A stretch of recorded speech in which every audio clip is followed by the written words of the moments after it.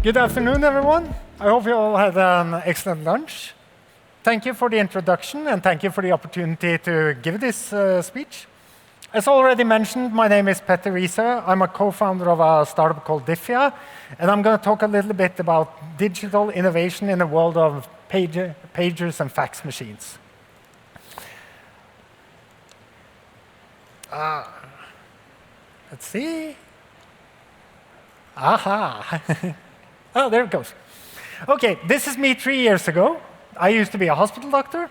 I worked about 4 years in Norway's largest emergency room at Akershus University Hospital.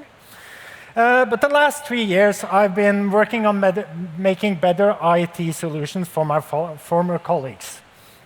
And everyone knows that hospitals are decades behind in the use of technology. But I think I can still baffle some of you with some real-life examples. If you go to a hospital, you will see typically pieces of paper lying around where they have written down vital parameters: respiratory frequency, oxygen saturation, heart rate, blood pressure. And all of this is typically still, at most hospitals, it goes into a paper chart. If you go to a bed ward, you'll typically ask anyone, you'll see that they all carry these printed out lists where they have a lot of notes. And you'll see that hospitals are still big customers of the pager industry. And I don't know how many of you have used a 3.5-inch floppy disk the last 10 years. I have, because I've worked in healthcare.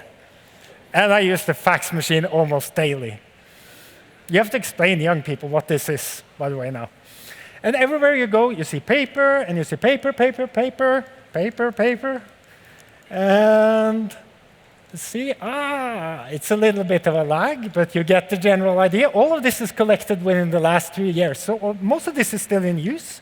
If you get really, really sick, this is how the hospital processes your information. And this is an example of communication at a Norwegian hospital. It has a mobility range of 3 meters. It's a 2-person team to convey information from the ward to the doctor on call. It's easy to laugh at this, right? Because it seems like a solvable problem. Why don't they just spend more money on ICT?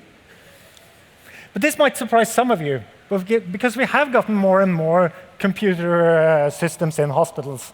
But the more computer systems we have gotten, doctors end up seeing patients less and less. If you go back to 2004, a hospital doctor spent maybe, around 60% of his or her time seeing patients. Now that's fallen to around 40%. So computer systems have made doctors into society's most expensive secretaries. And here is why.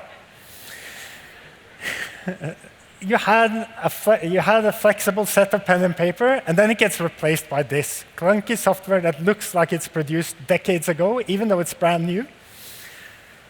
But the thing is, does a complex user domain and complex workflow necessarily imply complex software? And since I'm speaking at a conference hosted by NetLife, I'm sure many of you already know the solution to this problem. You go talk to the users, you immerse yourself in their situation, you understand their needs, and then you do iterative software development combined with rigorous user testing, right? As Peter Skillman puts it, enlightened trial and error succeeds over the planning of the lone genius. And this is the process that makes software intuitive, user-friendly, and efficient. But there is no tradition whatsoever in healthcare for the people making software actually talking to their users. So this is a good point to introduce my co-founder, Sahil Dabastani, and this is the coolest part of our jobs. We've spent hundreds and hundreds of hours just tagging along with doctors and nurses, observing their day, asking them about their pain points, understanding their user needs better. And this was really controversial when we started doing this. One legal department at the hospital said, but talking to the users, won't that give you an unfair competitive advantage? But over time, over the years, they kind of learned that this actually is fairly sensible. And we worked closely with Sunnaas sykehus, which is Northern Europe's largest rehabilitation hospital, to develop a solution we call Nimble. And in its simplest form, Nimble is an app that gives time back to doctors and nurses. And it gives them easy mobile access to patient information. It gives them efficient documentation at the point of care.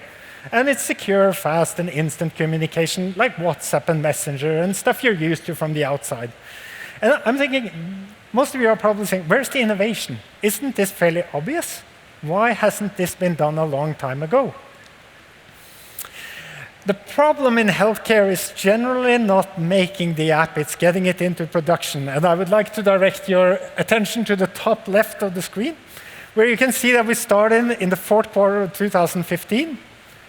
And this timeline goes all the way to the last quarter of 2018. We still work to get into production.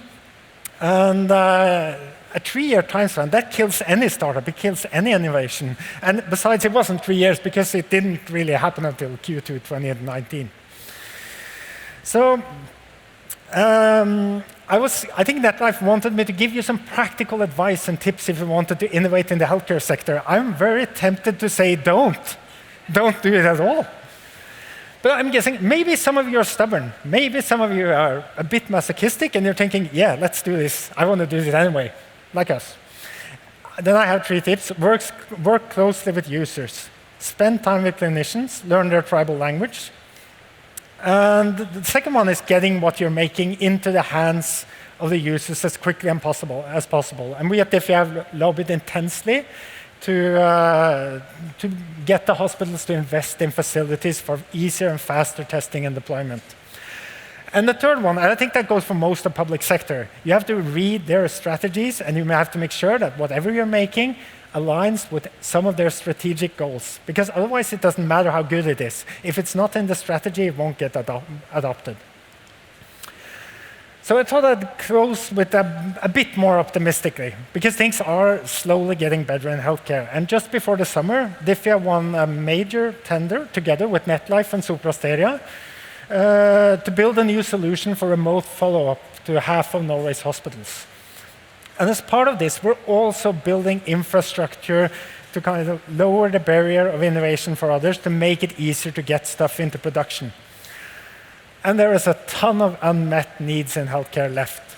So for the few brave of you who think this is a fun challenge, if you want to innovate at hospitals, I suggest you just reach out to me after the talk, and we'll be happy to talk a lot about how you avoid the long-winded path that we've done, and how we can give you a way to get products into the hands of clinicians at hospitals a lot faster than traditionally has been possible.